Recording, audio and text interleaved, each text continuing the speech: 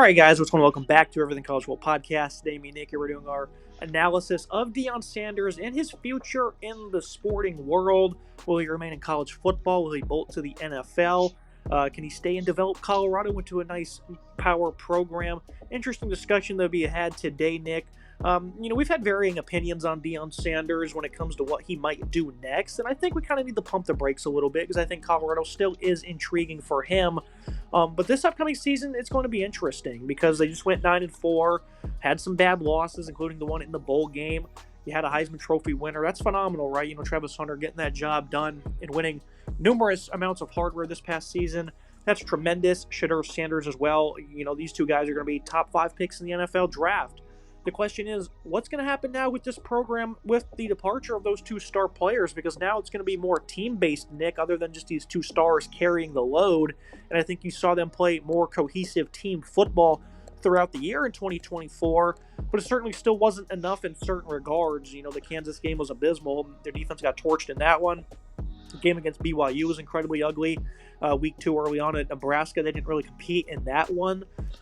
Throughout conference play, though, they won games pretty handily against most opponents. Of course, they had a thriller against Baylor. Other than that, though, most of these games were pretty decisive in favor of the Buffaloes. And this is an ultra-competitive conference, Nick. The biggest question is, do you think they can continue to progress without stars carrying the way? And obviously, there are going to be other ones that come in and, they're going to lay their stake as well. Julian Lewis, nice commit. You're thinking he's going to be the future of Colorado. But this is going to be a big season because you're not really going to see that. You're going to have to see more team football this year. And with the weaknesses they have had, especially up front, and not being able to run the ball, it's just not a given that they're going to have much success without their star players. There are certainly question marks about what Colorado will look like next year. We're going to get into the schedule a little bit later on. Deion, obviously a polarizing figure in college football, but certainly got results this year, which was unexpected when the team went 9-4. They dodged a bullet early against North Dakota State. No shame in that. Certainly NDSU won the FCS National Championship. No shame in getting taken to the wire by them.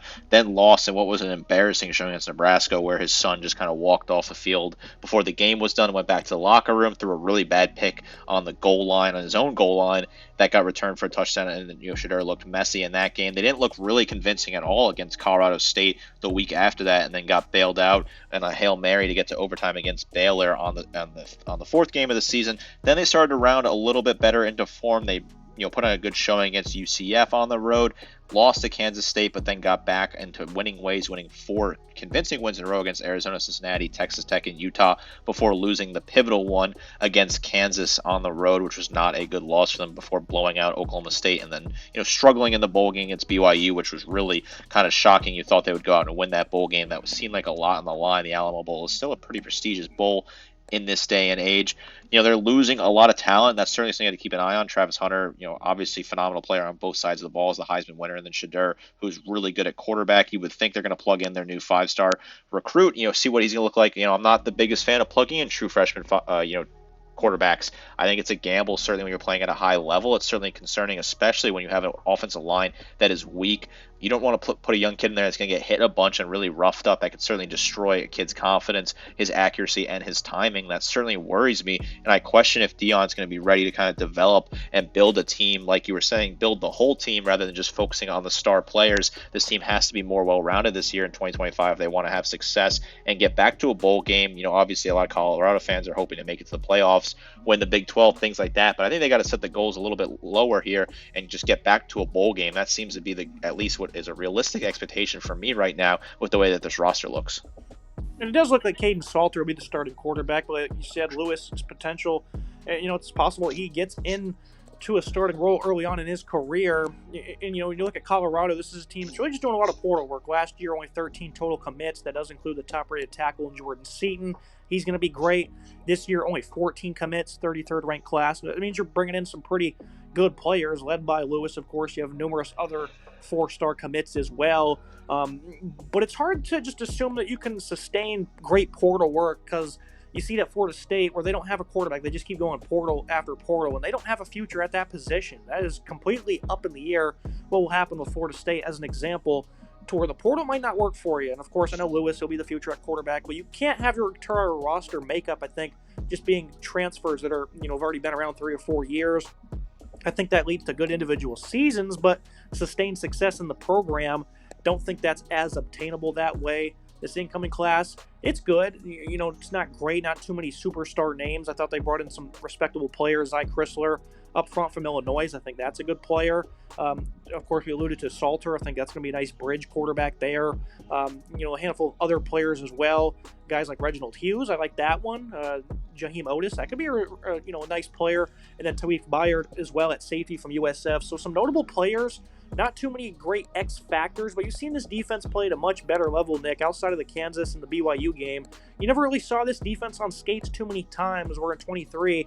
There was just no point in even fielding a defense. That's how bad they were. This year, they were pretty competitive. They never looked bad against the run. They were competitive in those regards, and I think that's certainly encouraging for Colorado. And I think if Deion can continue to beef up these trenches, then Colorado can certainly be a big difference maker in this conference. Certainly still work to be done, but overall, what is your ceiling for them as a program if they're just going to continue to do portal work with veteran players? I apologize. I forgot that Salters, transferred over there. He was a really solid player at Liberty. Definitely should be the starter here. But there will be some buzz to get Julian Lewis in day one. I think certain people will be thinking that could be the way to go. Probably want to go with Keaton Salter, who's a really talented player. But you could see, Lewis getting involved. I think it's not a case closed. He may beat him out in practice. I don't think it's a storybook, totally closed over there with the quarterback. I think the ceiling for this team is that sort of make a bowl game, 7-8 wins range. I don't think they're getting higher than 9 wins that we saw this year. I think this team's going to get to a mid-level bowl game, and that's about as high as the team can get. I don't think they can compete in the conference with the roster they have on offense and defense. I don't think they can really compete to be in a college football playoff spot either here. They got to beat some tough teams on the schedule, most notably Arizona State's one. I'm looking at a team that I think will still be very strong this upcoming season. I think this team will get to a bowl game again in 2025, which really realistically, there's no shame in that concerning the state of this program when Deion inherited it, when it was one of the worst programs in FBS in the Power 5 level, if not the worst program at the Power 5 level, depending on how you wanted to look at it. This was a horrible team that he inherited, got him in a bowl game in year 2, got on the 9 wins in year 2. I think they can certainly get back to that 7-8 wins range, get to a nice, comfortable bowl game somewhere where you compete a little bit, play, win a trophy, celebrate, and go on from there. I think this is a roster that has some talented pieces, but obviously it's missing its 2 biggest talents, and there's still some question marks for me on the offensive line and the defensive line, as well as some other key pieces at wide receiver, and they really struggle to run the ball still. Can they find a way to have a pulse running the ball? That seems to be still yet to be answered this moment in time. I think this team has potential to be good, but I just don't want to, buy into it immediately. I think this team's a 7-8 win team. That's kind of where I see them right now. Yeah, and I certainly think Colorado, this is always going to be a team and a program that has good weapons on offense. They're going to have a solid quarterback. They're going to have guys who can catch the football. Can we see that progress in the offensive line, in the backfield, and, of course, across the defense at a consistent level? I certainly think he's going to be, desirable to play for. I think he's a great mentor, and I think that's why, one of the questions we have here is the NFL a realistic opportunity? I'm really not sure because I think he's just such a great mold for the college job. These are young kids. Look at Travis Hunter. He was committed 100% to him, and it's paid dividends. And obviously, that's the number 1 ranked recruit. It probably would have worked out anywhere for him. But, he's still a very desirable guy to play for as a young kid that, some of these guys might not come from a whole lot, and they need some, leadership, a father figure like mentor. And I think that's why Deion Sanders will always be able to attract talent. And that's why I think he's always going to have buzz for other jobs, and that can lead to being a distraction, Nick, because Colorado, they're already struggling to kind of put funding together as it is. I know they're probably trying as hard as they can, but it's not going to compete to some of these other teams like an SEC program. I know Auburn was, in consideration. At least it's something, people have talked about. Programs like that who are going to be able to provide a lot of money, and jobs will always be available, Nick. There are always going to be big-time opportunities available, and I think maybe that could be a bit of a distraction. And at the same time, that's going to be something he'll want to entertain. So I think other jobs at the collegiate level with more upside, that might be where Deion's looking compared to the NFL, and I'll expand more on the pros in a minute. But what are your thoughts on that opinion? Yeah, I think it's a reasonable opinion. I do think the NFL is a realistic option for him, right? I think there will be some owners out there that will want to take a gamble. This is a guy that had a lengthy NFL career, also, juggled a baseball career during that same time, was a two-sport athlete, which is very impressive. But he played for some good NFL teams, had some good success in the NFL, obviously, as a key player, played for the Falcons, the Niners, and the Cowboys. There will be teams in the NFL that will have interest. Certainly the Cowboys is one of those teams that I'm sure Jerry Jones has some level of interest. You know how flashy he is down there in Dallas. I'm sure some other teams with owners that want to have something happen, want to make a statement. I look at the Giants potentially, the New York media market, always wanting to bring a star in and have that star power. I certainly think there are NFL teams more, Vegas, another one certainly. There's a lot more NFL teams that are interested than people realize, I think. And when his son's going to the NFL, I wonder if he'll still have the same passion and drive at the college level without no longer coaching, his son, who's the star quarterback, and no longer coaching Travis Hunter, a guy who he calls a son-like figure to him, a guy that he's really brought in Hunter and developed and grew with him at Jackson State and then ultimately at Colorado, and turned him into the Heisman winner when he got him from as the number one player in the class, a kid that really struggled growing up, Travis Hunter, that was. I think the NFL is a very realistic opportunity. I think some owners will want to make that move, but I don't know if he's ready to coach that level. It's certainly a lot tougher when you make that jump to the NFL from the college. These are professionals. You no longer have that same level of control you have at the college level, where he is the guy that has all the NIL money, has that big opportunity to be that difference maker in a young man's life. You're working with professional athletes who have a reputation to uphold and things of that nature. It's certainly something you have to keep an eye on, though. I think it's a higher percentage chance than most people are giving it right now for. But I think it could also make sense. There's other college jobs that we're going to get into here that could make a lot of sense for him as well. He might just continue building programs and go to other famous programs that have a lot more NIL money, like you mentioned, programs where he could really build and dominate with the new era of college football. Yeah, I certainly think that going and following his son at the NFL is realistic for him. But outside of that, I disagree. I don't think the NFL right now is really something that's in the cards. You kept telling me the Raiders and him made a whole lot of sense, and I was like, it makes zero sense at all. And I think with the Cowboys, with his lineage of playing there and having success there, that was certainly something that would be explored. I think it'd be great for selling tickets. Obviously, he still lives in the Dallas area. I'm pretty sure. I'm sure he has a home still there. I'm almost certain of that. So it would make a whole lot of sense for him to want to do that, but I don't think that would make sense for Dallas by any means. They need a guy who would come in and coach football, and I think Deion, he's more right now of a father figure, a leader, a guy who can assemble talent than an X's and O's guy. And I know he played football, he played corner, whatnot. That doesn't mean you're an expert when it comes to the X's and O's, Nick, and establishing a philosophy. Maybe that could be controversial. But not every former player becomes a coach, because they're not exactly cut out for it. I think Deion would be respectable in the NFL, but I don't know if he could come in and have the impact that some of the other guys they're interviewing have. Everyone's like, who was Brian Schottenheimer? Well, he's been around a long time. His dad's a famous coach and whatnot. He doesn't value from name, value brand, but he knows how to coach an offense, as does Kellen Moore, another guy who was in consideration for the job. So even though those guys aren't as flashy, I would consider them more of a realistic candidate for the Dallas Cowboys, and that goes for every NFL team. They need someone who's been in the league for a long time. Deion as a coach, he's only been coaching for about 5 years now at the collegiate level. Had a couple of stints, in Texas high school level and whatnot. I just don't think it would make a whole lot of sense, Nick, and I don't know how much upside you'd have compared to building a college program where I think he can do exceptional if he were at one of these higher tier schools with the money and the exposure. I think he can sustain a winnable culture because of what he can attract. In the NFL, it's not like that, Nick. You're not here to it's not, in free agency and whatnot. Could you attract people like that? Maybe so, because that's what it is in college. But it's not the same, you know what I mean? Like young college kids, oh my God, Deion Sanders, this guy was a legend. In the NFL, adults and grown men, they're not exactly going to think like that. I don't think that the buy-in would be the same as a collegiate level. You know what I'm saying? Kind of got off track there, but I think I put it together well enough. No, I think you are making some great points. I just think that there's some other points as well involving that there could be some owners out there. Vegas, it's a flashy market, right? They don't want to win football as much as they want to sell tickets. It really feels like, no offense to any, Vegas Raiders fans out there, that seems like what the Davis family wants to do, right? They want to put themselves out there, be marketed. That's why they made the move away from their loyal fan base in Oakland to Vegas to chase the money, get the new stadium and all that. They want to be flashy. They fired a head coach that I thought had a lot of promise in Antonio Pierce. It just would be a move that would be a Vegas move where they bring in a guy like Deion because it's super flashy. They make a trade to try and land Shadur and sort of build it from the ground up. That stadium sells a lot of tickets to away fans. It's an attraction to Las Vegas. At the end of the day, that's a tourist town with tourist attractions. I just think that's something that could potentially happen. I don't think it's incredibly realistic, but I think it's something that you have to give more stock to than some people are doing. And the same thing, like I said, with the Giants, big media market, an ownership that wants to try and start rolling the dice, the team that's not had a lot of success, a team that's not really had a lot of attention, or at least positive attention over the past 10 years or so. And then Dallas, Jerry Jones is Jerry Jones. You never really know with him. I think he will go more conservative routes, certainly in the end, and go probably with Moore or Schottenheimer. But he's a guy that's been known for the flash. I mean, he's been running the team that he owns, which is you don't see that in pro football where the owner is the GM and he's just a guy that loves the attention. And we've seen him have flirts with us in the past. He didn't end up doing some of these things, but remember Johnny Manziel was in the draft. There's a lot of rumors about whether or not Manziel would go to Dallas and be that flashy Texas college product that was going to be playing in Dallas and getting all the attention there, right? So Jerry Jones has, liked this attention in the past. He may make a move like this. I'm not saying that it's going to happen, but I think it's just a little bit more possible than people are giving him credit for. Right now, Colorado does make sense, but, the NFL's got a lot of money. There could be a ton of money involved with that, and it could really be something that could get his star power to the next level.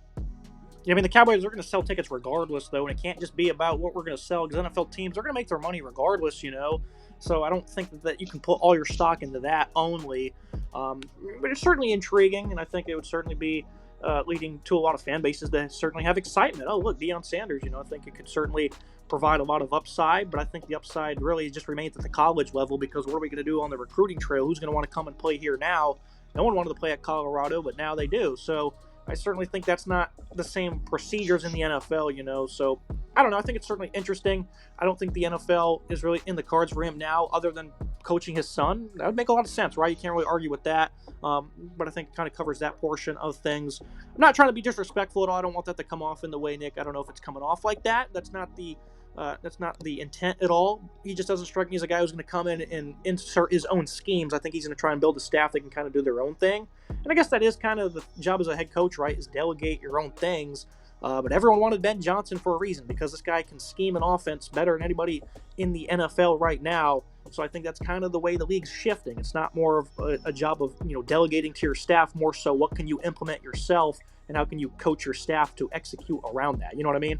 I think it certainly is why some of those younger coordinators are having more success as head coaches early on because they are just so good at X's and O's on their one side. They bring in a smart coordinator to complement them on the opposite side of the football. I think it makes a lot of sense. I just like the idea in my head, and I think it's something that's possible. Maybe not a flashy market. Maybe if Shedeur gets drafted by the Titans, you can make a move and see the Titans make a move in firing a head coach and bring in Deion. They have a new stadium that they're working on down there in Nashville. They're going to be hosting Super Bowls soon in Nashville. Things of that nature. I think it's something that I just always keep in the back of my mind. I think it's really a lot more possible than people give it. I understand your point. It certainly makes a lot of sense here, but this is something that I could see potentially happening. At the end of the day, this is a guy that likes the spotlight, likes the flash, and certainly being the NFL is the pinnacle of coaching in regards to the sport in America. You're coaching the top league, a league where you dominate as a player. It could certainly work out that way. You get to coach your son as well. I think it's certainly possible. Yeah, Nashville will be cool. You always see them sporting that cowboy hat with them. They wear a lot of them down there as well. Moving to Colorado's 2025 schedule and our prediction for Deion Sanders for World, it'll be in 2026. I think right now it's kind of certain that he's going to stay at Colorado, but I guess we'll see what happens on that front. The schedule for Colorado is pretty simple. A typical Big 12 schedule, non-conference opener against Georgia Tech. It looks like Haynes King is still there at quarterback, so this is going to be a tough offense to slow down. This is a Georgia Tech team that was one of the best this past year. I mean, they played spoiler a lot. This is a team that, if they could have accomplished more earlier on in the season, probably could have had a, claim for the playoffs. So that's a program that continues to get better under Brent Key. Delaware and Wyoming, no one really cares. Redemption against BYU, that's certainly going to be an interesting game there.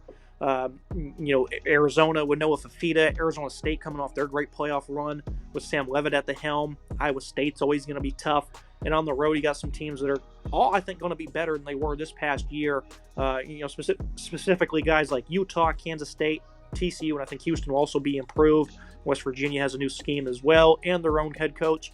This is not a gimme schedule by any means, Nick. These are all winnable games, of course, but this is going to be a tough conference. It's always a round-robin type of fare in the Big 12. What do you think Colorado's ceiling really is? Do you think bowl game is in the cards, or do you think they're significantly going to struggle? Obviously, no real predictions because we haven't even dove into the team. Won't do that for a couple of months, but in terms of expectations, where do they lie? Yeah, like I said, I think I'm looking at a bowl game here. 6, 7, 8 wins is kind of where I'm landing. I think 7's kind of the sweet spot I'm at. Obviously, we're going to go over this. We'll have a better answer for you in June, July, and August, sort of when we start pumping out the full previews. I think 7 wins is kind of where I'm at right now. I think it's a clean sweep in the non-conference play. I think Georgia Tech will give you a tough time, but at home, I think if you can contain the run there, you have a good success against there. Delaware not really concerning me than Wyoming. I think if it was in Laramie, Wyoming, I think maybe you could look at that a little bit differently. That's a tougher place to play, but that's a Wyoming team that's got a lot of issues right now. I think they get steamrolled up there at Folsom Field in Colorado. I think Arizona State's a very tough get. They get it at home, but I think Arizona State still wins that game. Same thing with Iowa State. We saw them struggle against BYU in the bowl game. I think Utah, I agree. If you think Utah will be a lot better this year now that they have a proper quarterback situation, moving on from Cam Rising. I think West Virginia are going to be really good this year. I think this is a team that has a lot of high upside potential in Rich Rod's first year. Tough place to play in Morgantown. Not a quick trip from Colorado. A tough place to play. Certainly Kansas State are never really a pushover. We saw Houston have success at times this year. Same thing with TCU and Iowa State, Arizona. These are two teams. Arizona is most likely going to bounce back, and Iowa State with Matt Campbell, you're going to get out of them. They're a very talented roster that gets the best out of their limited talent, that they have a lot of 3-stars that play up way above their potential. Iowa State was in the conference title game for a reason. There's certainly not a lot of gimmies on this outside of the 2 against Delaware and Wyoming, in my opinion. I still feel good about 7 wins right now. I think that's kind of where we're at, but this could definitely get tricky very early on. There's some seriously good teams. Some of those road tests I'm targeting, the WVU and the Utah game, are certainly tough. I think they get their tougher draws at home with Arizona State and Iowa State, which is certainly playing in their favor. Got to see how the schedule all shakes out. Obviously, dates are still to be announced for these conference games, at least. Curious to see how that shakes out. I feel good about them getting to a bowl game. I think that's kind of where they're at right now, but I don't think playoffs, I don't think competing for the Big 12 is realistically in the cards with the roster they have right now.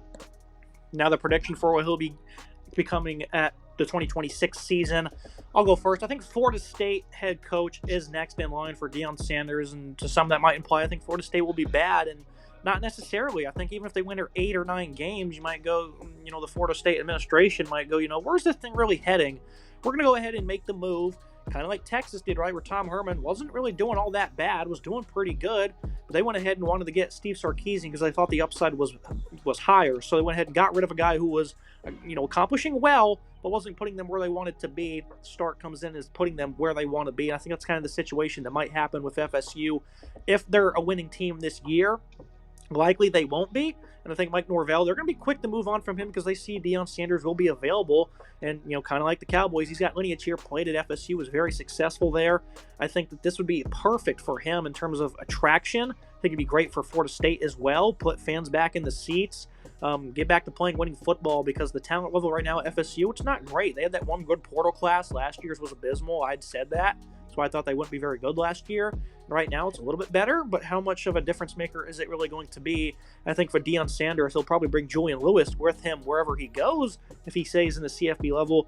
Florida State just makes too much sense, Nick. Even if they're a winning team, I think they're going to go ahead and make that change to provide the more upside for this school. Does that make a whole lot of sense to you?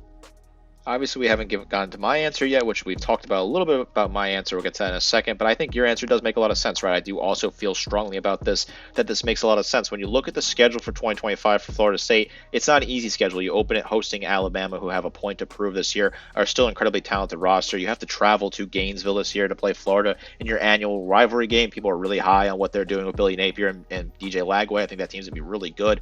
Miami, Pitt, Clemson, all in conference play.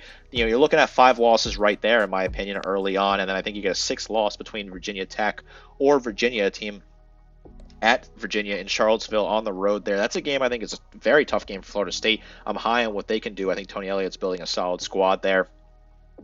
They play NC State on the road. They play Stanford on the road. That's a tough trip to Palo Alto from Tallahassee. That's not easy to get out there. Maybe you get caught lacking, especially if that's on a weeknight. You could find yourselves getting caught lacking at the Cardinal, who put up some solid performances and look like they're trending in the right direction. I would say cautiously optimistic. So things could get out of hand very quickly for Florida State, and I think they would not hesitate to make the move and fire, a guy in Mike Norvell who's struggling this past year, and the portal classes just have not been good enough. I question what that roster looks like for Florida State. I don't think they're going to be very good this year either. And I think you can make a flashy move and get Deion Sanders, a guy that played there, a guy who was phenomenal there. Jersey's retired there, if I'm not mistaken. Won the Jim Thorpe Award when he played at Florida State. You got to make that move. I think if you're the Seminoles and if you're in that administration, you kind of got to make that move. The new stadium construction project's almost done. You want to get fans in the building. You kind of have to make that move. If things start to fall apart for Norvell, if this team starts struggling early on, they lose.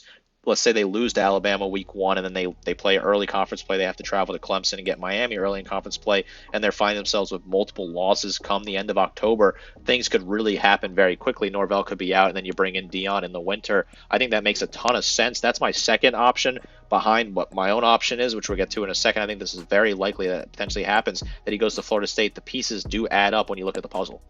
Yeah, your prediction is him coaching in the NFL somewhere Hard to really pinpoint where. I think wherever his son ends up, though, kind of like the Florida State situation. Do we like our guy? Yeah, but would this make a little bit more sense? Certainly. So we're going to go ahead and make the move. I think right now, Shedeur Sanders, Tennessee, I don't know if they're going to be in on him. Cleveland Browns, maybe. I don't think they get move on from Stefanski. I think the Giants, though, if that's where he ends up, I think that Deion would probably end up there, and I think that's the only realistic opportunity for him in the NFL. I don't think that anywhere else would really make sense if his son's not the quarterback. I think it would be very ideal, though, if his son does end up at one of these top teams, that they're probably going to move on from their head coach and make an offer to him, and of course he's going to accept that in a heartbeat. So it's not the worst prediction in the world, Nick, but I definitely think that this year's options weren't very realistic in Dallas and Las Vegas. But, with his son in the fold, certainly opens the door big time.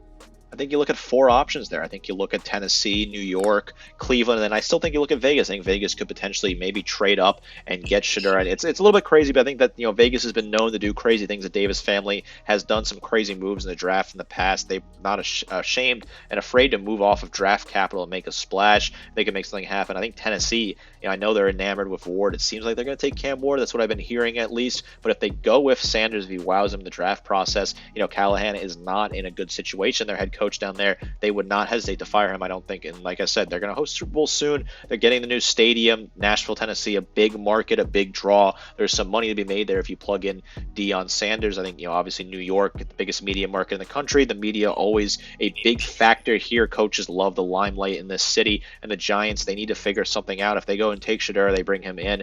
I don't think Dable would last very long working with a personality like that. I think at that point, you clean house, you bring in Deion, you bring in a GM that he likes, and you call it a day and you build from there. I think that makes a lot of sense. And then Cleveland, I think Stefanski's probably most likely safe in his job. I don't really blame him for what happened for the Cleveland Browns this past season. They just seem to have an issue at quarterback, and they still have a good roster, in my opinion.